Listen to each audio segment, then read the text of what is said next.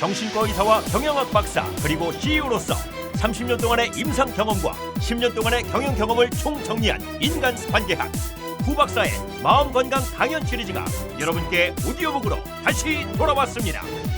YMI, 힐링 스트레스, 관계방정식, 변화의 신, 그리고 선택의 함정, 자기 개발을 위한 종합 선물 세트, 현대인의 토탈 힐링 성서이며 직장인의 신명심 보감이자 마음을 움직이는 화제의 신간 5권을 지금 인터넷으로 만나실 수 있습니다.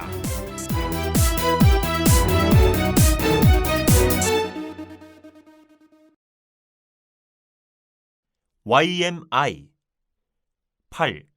압족형 인간. 정신과 의사 이후경입니다. 오늘은 YMI의 8번째 강의로 압족형 인간입니다.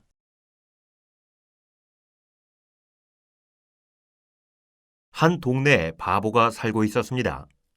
바보는 어느 날 시장터를 지나가다가 너무 졸려서 커다란 나무 밑에서 잠을 청했습니다. 너무 번잡한 곳이라서 자기를 잃어버릴까 봐 흰 끈으로 자신의 왼쪽 다리를 나무 둥지에 묶었습니다.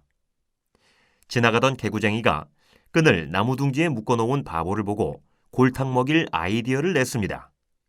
그는 바로 옆 나무 둥지에 바보가 묶었던 흰 끈을 풀어서 자신의 왼쪽 다리를 묶었습니다. 한숨 자고 난 바보는 깜짝 놀랐습니다. 자기 바로 옆에 흰 끈을 묶은 또 다른 자기가 있는 겁니다. 바보는 혼란스러워하면서 이렇게 말했습니다. 여기 있는 나는 누구이고 저기 있는 나는 누구일까?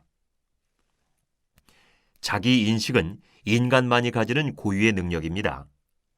바보에게는 매우 어려운 고급 기능이죠. 동물들이 가지지 못한 능력입니다.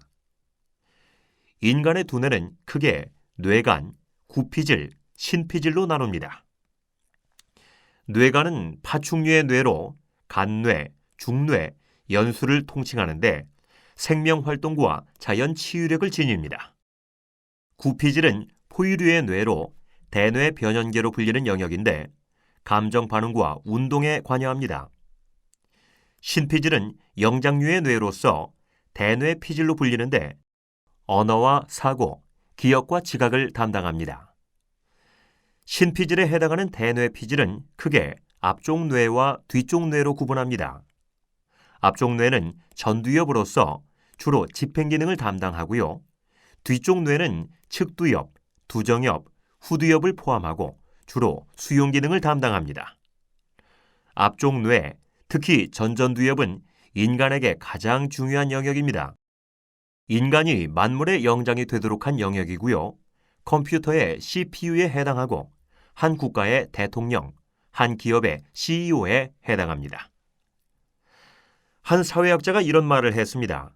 30대에는 판단력이 부족해서 결혼을 하고 40대에는 인내력이 부족해서 이혼을 하고 50대에는 기억력이 부족해서 재혼을 한다. 우스갯소리지만 판단력, 인내력, 기억력 이 모두는 앞쪽 뇌의 중요한 기능입니다.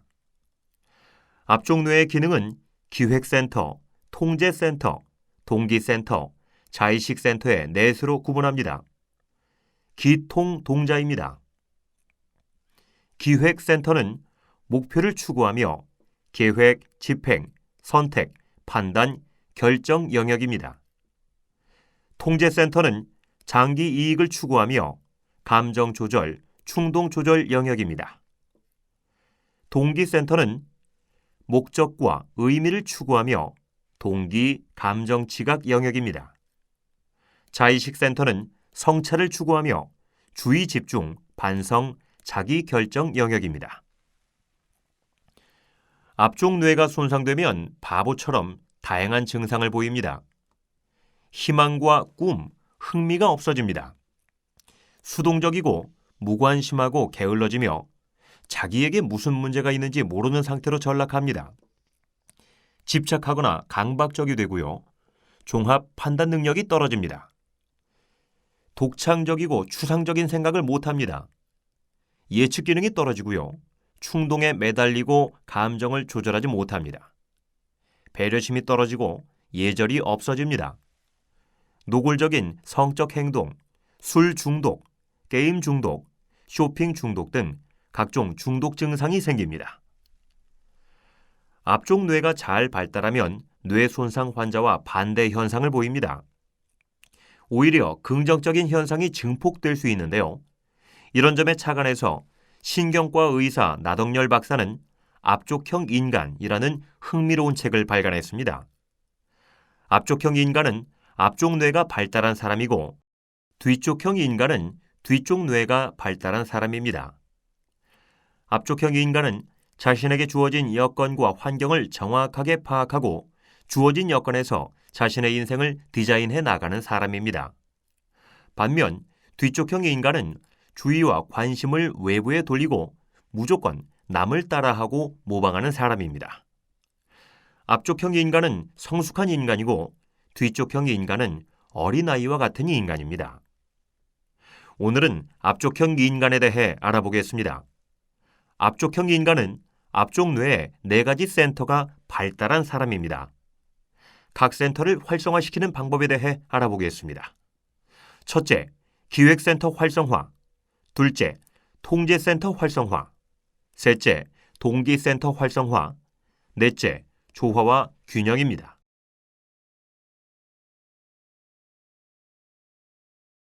첫 번째 토픽은 기획센터 활성화입니다. 기획센터는 목표를 추구합니다. 계획과 집행, 선택과 판단과 결정을 하는 영역입니다. 기획이란 목표를 세워놓고 목표를 달성하기 위해 계획을 세우고 그것을 실행하는 일입니다.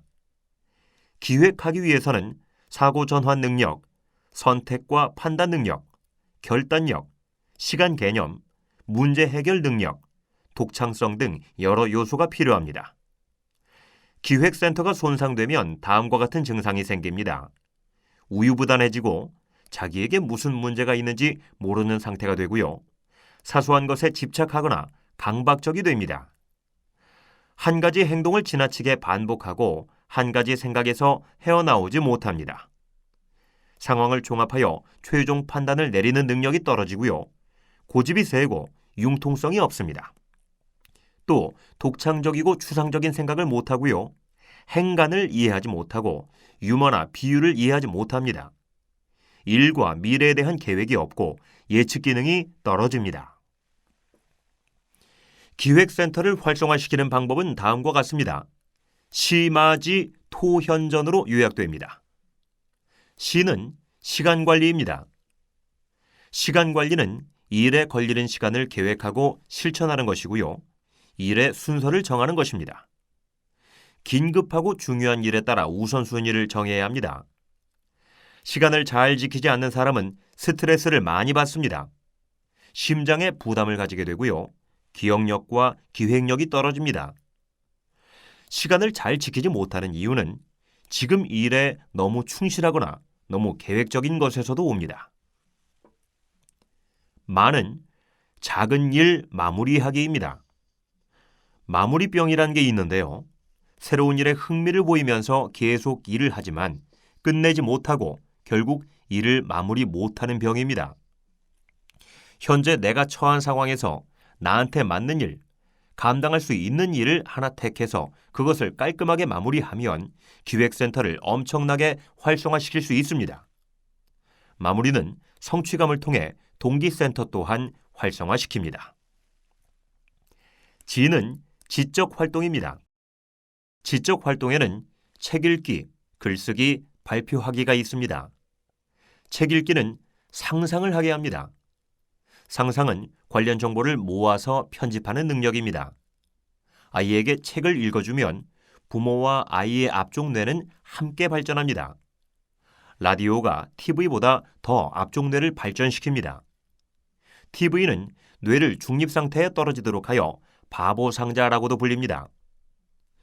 독서한 내용을 글로 쓰거나 발표시키면 앞쪽 뇌가 더욱 활성화됩니다.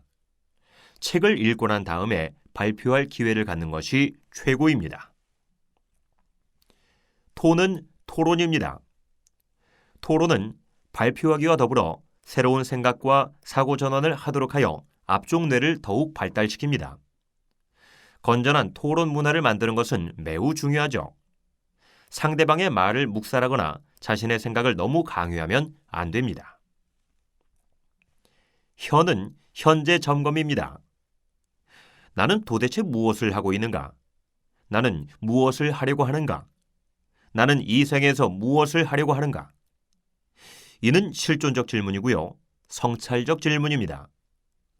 근본적인 질문은 뇌 전체를 리세팅하여 모든 것을 새롭게 기획하도록 해줍니다. 마지막 저는 전체를 생각하기입니다. 사회체계를 이해하는 능력, 전체를 보는 능력은 보통 30세는 넘어야 형성된다고 합니다. 우리나라 대통령 출마 연령을 만 40세 이상으로 제한한 것도 이런 이유 때문입니다. 전체를 생각하는 훈련은 기획센터를 활성화시킵니다. 향후 10년간의 전망을 얘기해보는 겁니다. 향후 10년, 내가 다니는 직장에 속한 산업의 전망은 어떨까? 향후 10년, 내가 다니는 직장의 전망은 어떨까?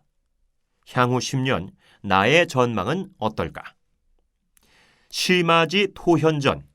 이것은 기획센터를 활성화시키는 탁월한 방법입니다.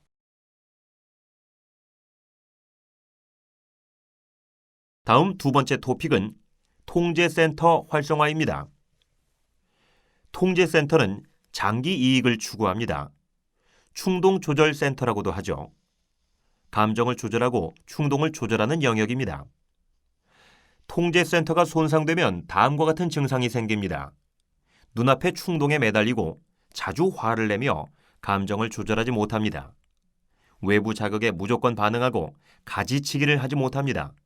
조급증을 보이고요.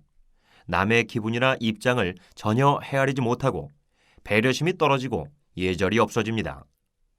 노골적인 성적 행동을 하고 술 중독, 게임 중독, 쇼핑 중독 등 각종 중독 증상이 생깁니다.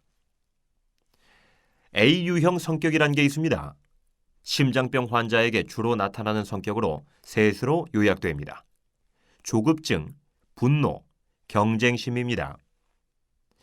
B유형 성격은 A유형 성격의 반대입니다. 느긋하고 여유로운 성격이죠. 클린턴 대통령은 전형적인 A유형 성격이고 처칠 수상은 전형적인 B유형 성격입니다. 클린턴은 심장 수술을 받았고 처칠은 폭탄 가운데도 낮잠을 잤다고 합니다. C유형 성격도 있죠. 모든 것을 참는 성격입니다. 바람인자적인 성격이라고 부릅니다. 통제센터가 느슨하게 기능하면 A유형 성격과 유사한 현상이 생깁니다. 화를 잘 내고 조급증이 심합니다. 감정 기복이 심하고 경쟁심에 매달립니다. 반대로 통제센터가 과도하게 기능하면 C유형 성격과 유사한 현상이 생깁니다. 지나치게 잘 참고 금욕적이 되죠. 충동을 표출하면 오히려 마음이 불편합니다. 통제센터가 적절하게 기능하는 것은 매우 중요합니다. B유형 성격과 유사한 현상이 생기죠. 화를 잘 내고 조급증이 심한 사람이 통제센터를 조절하면 더 멋지게 되고요. 반대로 지나치게 잘 참고 금욕적인 사람이 통제센터를 조절하면 더 멋지게 됩니다. 느긋하고 여유롭게 되죠. 통제센터는 감정과 충동의 조절 밸브에 해당합니다. 통제센터를 활성화시키는 방법은 둘로 나눕니다. 감정의 통제와 충동의 통제입니다. 우선 감정의 통제입니다. 화 조절을 위해서는 분노의 장점과 결과와 이유를 파악해야 합니다. 그리고 분노 조절 방법을 습득해야 합니다. 분노의 주된 원인은 두려움과 자존심입니다. 화가 났을 때 나를 들여다보면 나를 가장 많이 알 수 있고요. 내 안에 어떤 두려움이 있는지 알 수 있습니다. 자존심이 상했을 때 나를 들여다보면 내 안에 어떤 약한 부분이 있는지 알 수 있습니다. 화가 나고 자존심이 상했을 때가 나를 연구할 수 있는 아주 좋은 기회입니다. 비폭력 대화라는 게 있습니다. 5단계로 구성됩니다. 화가 났을 때 내 입장과 상대 입장에서 화를 점검하는 방법입니다. 1. 모든 판단을 중지한다. 2. 벌어진 사실을 정확히 기술한다. 3. 감정을 파악한다. 4. 의도를 파악한다. 5. 마지막으로 요청과 부탁을 한다. 감정 찌꺼기의 80%는 상대에게 요청을 하지 못해서 생기는 것입니다. 부드러운 요청과 부탁은 대단히 중요합니다. 이 방법은 스스로 화가 났을 때도 도움이 됩니다. 1. 모든 판단을 중지한다. 2. 벌어진 사실을 정확히 파악한다. 3. 왜곡된 감정을 파악한다. 4. 왜곡된 의도를 파악한다. 조급증은 자극이 너무 많아 뒤쪽 뇌가 춤추기 때문에 생깁니다. 현대인은 뒤쪽 뇌가 춤추는 환경에서 살아갑니다. 아침에 일어나서 밤에 잠들 때까지 무수한 자극에 시달리죠. 정보 과부하 상태입니다. 잠시 방심하면 쉽게 뒤쪽 뇌 인간으로 전락합니다. 현대인은 항상 보이는 것에 집착하고 나 아닌 것에 휩쓸리고 새로운 것에 조급해집니다. 잠시 멈추어 서서 자신을 들여다보는 것이 필요합니다. 여유를 찾는 게 중요합니다. 한국인은 원래 여유가 있는 민족입니다. 우리 선조들은 아들을 낳으면 관을 짜기 위해 소나무를 심고 딸을 낳으면 장롱을 짜기 위해 오동나무를 심었습니다. 주중에는 바쁘게 일하더라도 주말에는 바쁘게 보내지 말고 여유롭게 지내는 연습을 해야 합니다. 아무것도 하지 않는 시간을 가져야 하는데요. 묵상과 명상을 해보는 겁니다. 명상을 하게 되면 통제센터가 대단히 활성화됩니다. 다음, 충동의 통제입니다. 프로이트는 마음의 구조를 이드, 자아, 초자아로 설명했습니다. 이드는 본능센터, 자아와 초자아는 사회센터에 해당합니다.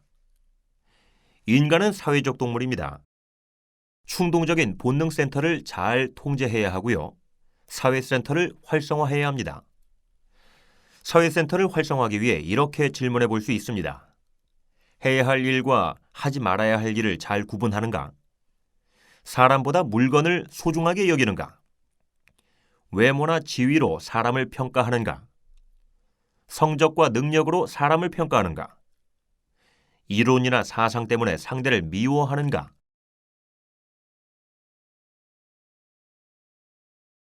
다음 세 번째 토픽은 동기센터 활성화입니다. 동기센터는 목적과 의미를 추구합니다. 행복과 불행과 같은 감정을 지각하는 영역입니다. 동기센터가 손상되면 다음과 같은 증상이 생깁니다. 희망과 꿈이 없어집니다. 주위에 흥미가 없고 수동적이고 무관심하고 게을러집니다. 말수가 없어지고 운동을 안 하려 합니다. 동기는 저차원적인 동기와 고차원적인 동기로 나눕니다. 저차원적인 동기는 생물학적 동기라고 할 수 있는데요. 쾌락과 중독에서 옵니다. 성욕과 식욕 등의 쾌락을 담당하는 센터는 뇌관에 위치하는 복피계획입니다. 고차원적인 동기는 심리 사회적인 동기입니다. 의욕에 해당하는 기대 보상을 담당하는 센터는 변연계에 위치하는 측좌핵입니다. 인간의 가장 숭고한 동기인 의미 추구를 담당하는 센터는 바로 앞쪽 뇌의 복내 측부입니다. 인간으로 하여금 진정한 인간이 되도록 만드는 중추죠.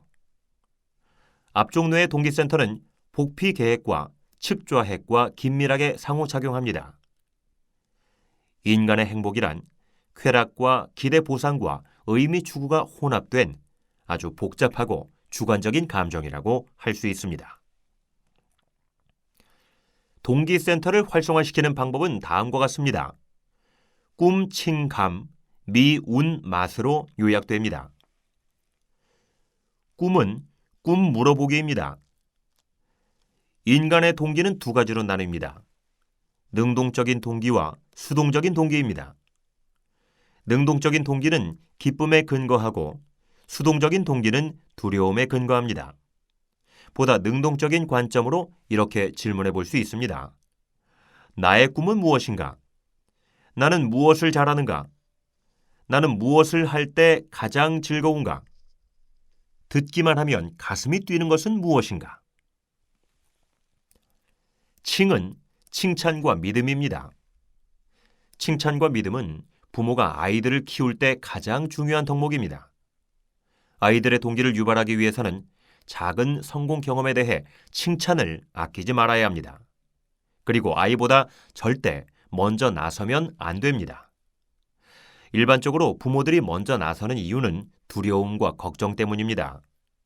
대표적인 두려움은 거절과 실패에 대한 것입니다. 걱정은 안 일어난 일에 대한 것입니다. 예기 불안입니다. 예기 기대가 있습니다. 긍정적인 기대를 하는 것이죠.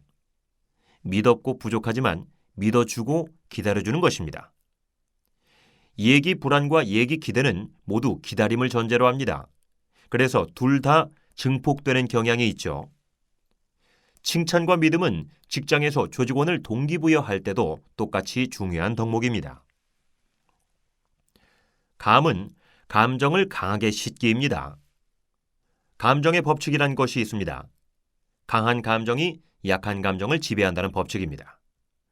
부정적인 감정이 있을 때 그보다 더 큰 긍정적인 감정을 불러일으키면 부정적인 감정이 소멸됩니다. 우리의 목적과 의미에 강한 감정을 실을 때 더 큰 동기가 생기고요. 소원하는 바에 강한 감정을 실을 때 성취 가능성이 더 높아집니다. 감정을 실어서 이렇게 확언할 수 있습니다. 나는 내가 좋다. 나는 내가 좋다. 나는 할 수 있다. 나는 해낼 수 있다. 나는 반드시 해낼 수 있다. 나는 대단한 사람이다. 나는 최고다. 미는 즐거움 미루기입니다. 선 공부 후 놀이 법칙입니다. 먼저 일하고 놀이를 나중에 하는 것이고요. 즐거움을 생각하면서 일하는 겁니다. 프로이트는 쾌락 원칙과 현실 원칙에 대해 거론하였습니다. 쾌락 원칙은 이드의 기능이고 현실 원칙은 자아의 기능입니다. 인간은 동물에서 출발했기 때문에 누구나 쾌락에 쉽게 무너집니다. 인간이 되기 위해서는 현실 원칙을 작동시켜야 합니다. 자아의 지연 기능이 필수적이죠. 쾌락은 바로 충족되어서는 안 됩니다. 즐거움을 미룰 때 동기센터의 활성화는 가속됩니다. 저녁에 사랑하는 사람과의 데이트를 기대하면서 낮에 열심히 공부할 수 있고요. 글을 쓸 때 커피 한 모금의 기쁨을 기대하면서 한 문장을 완성할 수 있습니다. 우는 운동입니다. 운동은 만병통치 뇌 영양제입니다. 운동을 하게 되면 뇌혈관을 증식시키고 뇌세포 생성을 촉진시키고 인지 기능을 향상시켜 줍니다. 동기센터의 바로 옆에 운동센터가 위치합니다. 그래서 운동센터가 활성화되면 옆에 있는 동기센터가 쉽게 영향을 받습니다. 마지막 맛은 단순하고 밋밋한 것에 맛붙이기입니다. 동기가 약한 사람들은 현재 하고 있는 일에 재미를 붙이지 못합니다. 매일 똑같이 반복되는 지겨운 삶으로 규정합니다. 이렇게 말합니다. 인생은 다 그게 그거다. 뻔하다. 동기가 강한 사람들은 현재 하고 있는 일을 재미있게 합니다. 별것 아닌 것에도 흥미를 가지고요. 매일 똑같이 반복되는 삶 속에서 새로운 것을 발견합니다. 꿈, 칭감, 미운 맛은 동기센터를 활성화시키는 탁월한 방법입니다.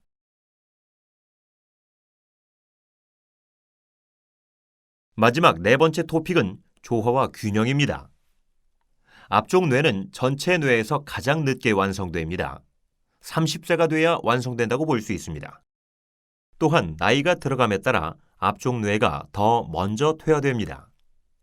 심한 앞쪽 뇌 손상의 대표적인 세 가지 증상으로 이용행동, 모방행동, 움켜잡는 행동이 있습니다. 어린아이들은 앞쪽 뇌가 덜 발달되어서 이런 행동들을 보입니다. 아이가 태어나서 외부 세계를 파악하기 위한 필수적인 행동입니다. 반대로 나이 들어 뇌가 퇴화해 치매가 오면 어린아이들과 유사한 행동을 하게 됩니다. 앞쪽 뇌가 없으면 나가 없습니다. 동기센터의 더 안쪽에는 자의식센터가 있습니다. 자의식센터는 자기 성찰을 담당합니다. 주의 집중과 반성, 자기 결정을 하는 중요한 영역이죠. 자의식 센터가 손상되면 자기를 아는 능력, 자기를 들여다보는 능력을 상실합니다. 앞쪽 뇌가 약하면 뒤쪽 뇌가 하라는 대로 사는 사람이 됩니다. 나가 있지만 주체성이 없어 왔다 갔다 해서 마치 없는 것과 같습니다. 무정부 상태의 국가가 되는 겁니다. 물론 국민도 없이 정부가 존재할 수는 없습니다. 뒤쪽 뇌가 없이 앞쪽 뇌가 기능할 수는 없지요. 그러므로 앞쪽 뇌와 뒤쪽 뇌의 조화 균형은 대단히 중요합니다. 그런데 앞쪽 뇌와 뒤쪽 뇌의 조화와 균형만으로 최적의 뇌 상태가 유지된다고는 할 수 없습니다. 좌뇌와 우뇌의 조화와 균형, 대뇌 피질과 뇌 간의 조화와 균형도 함께 이루어져야 합니다. 좌뇌는 언어, 수리, 추리, 이성, 분석을 담당합니다. 우뇌는 시공간, 종합, 직관, 감성, 추상을 담당합니다. 대뇌 피질은 의식을 담당하고 뇌간은 무의식을 담당합니다. 이 모두가 조화와 균형을 이룰 때 최고의 의식 상태, 성인의 경지에 도달하는 것이라고 할 수 있습니다. 사람의 뇌는 전체 우리 몸의 2%를 차지하고 있지만 전체 에너지의 20%를 소모합니다. 그러므로 건강한 뇌를 만들기 위해서는 충분한 산소와 영양소를 공급해 주어야 합니다. 특히 뇌는 영양소로 포도당만을 사용합니다. 사람의 뇌는 1000억 개의 뇌세포로 구성되어 있습니다. 모든 세포막이 지방인 오메가3로 구성되기 때문에 어쩌면 뇌는 위에서 보면 기름바다라고 할 수 있습니다. 또한 뇌에서 신호 전달을 담당하는 신경 전달 물질은 아미노산으로 만들어집니다. 뇌 건강을 위해서는 탄수화물과 지방과 단백질 모두가 적절하게 공급돼야 합니다. 혈관 장애는 뇌세포에 아주 치명적이죠. 뇌 건강을 해치는 고혈압, 당뇨병, 심장병, 고지혈증, 비만, 운동 부족으로부터 철저히 뇌를 보호해야 합니다. 혈관을 깨끗하게 하는 음식을 먹어야 하고요. 술과 담배를 피해야 합니다. 운동을 꾸준히 해야 하고요. 명상과 사색을 통해 스트레스를 줄여야 합니다. 자, 이제 결론입니다. 시간을 정복한 남자 류비 세프란 책이 있습니다. 구소련 과학자인 류비 세프는 시간에 쫓기지도 시간에 도망치지도 않고 시간을 자기 것으로 운영한 사람입니다. 그는 매일 8시간 이상을 자고 운동과 산책을 한가로이 즐겼으며 한 해 평균 60여 차례의 공연과 전시를 관람했던 사람입니다. 가족을 부양하기 위해 직장에 다녔고 동료와 후배들에게 애정어린 편지를 즐겨 쓰던 사람입니다. 철저한 시간 관리와 왕성한 지적 호기심으로 신이 인간에게 부여한 가능성의 최대치를 사용하고자 했던 그는 생전에 70권의 학술 서적을 발표했고 총 12,500여 장에 달하는 논문과 연구 자료를 남겼다고 합니다. 과연 인간이 시간을 100% 정복한다는 것이 가능한 일일까요? 아무튼 류비 세프는 시간이라는 불가해한 괴물을 정복한 남자로 기록되고 있습니다. 어떻게 보면 앞쪽 뇌의 기획센터와 통제센터와 동기센터를 100% 활용한 사람이라고 볼 수 있습니다. 과거에는 뇌세포는 한 번 가지고 태어나면 절대로 증가하지 않는다고 알았습니다. 그런데 최근에 이러한 상식은 변했습니다. 뇌세포는 증식할 뿐만 아니라 훈련을 하면 가지에 또 가지가 자꾸 생길 수 있습니다. 뇌 가소성이라고 합니다. 나이가 들어도 뇌를 계속 사용하면 변합니다. 어떤 말, 어떤 생각, 어떤 행동을 하는가에 따라 뇌는 달라집니다. 인간의 뇌는 무한한 잠재력을 가지고 있습니다. 천재 물리학자 아인슈타인도 자신의 뇌의 10%밖에 사용하지 못했다는 말도 있습니다. 우리의 뇌는 활용할수록 더욱더 발달합니다. 반복하면 반복할수록 더 큰 효과가 있습니다. 무엇을 반복하느냐에 따라서 뇌는 달라집니다. 언젠가 인간이 뇌를 20%, 50%, 100% 활용할 시대가 도래할 것입니다. 시카고 대학의 코바사 교수는 H유형 성격을 주장했습니다. 하디 퍼스널리티, 강인한 성격입니다. A유형과 C유형에 대비해 모든 스트레스와 질병을 물리치는 성격인데요. B유형에서 더욱 발달된 성격입니다. 강인한 성격은 3C로 대표됩니다. 커미트먼트, 컨트롤, 챌린지. 인생에서 목표와 의미를 지니고 매사 열정적으로 참여하며 스스로를 통제하고 변화에 도전하는 사람입니다. 앞쪽 뇌를 100% 활성화한 상태라고 할 수 있습니다. 앞쪽 뇌의 동기센터, 기획센터, 통제센터 모두를 활성화한 상태라고 할 수 있습니다. 내 안에 잠든 앞쪽 뇌를 깨워라.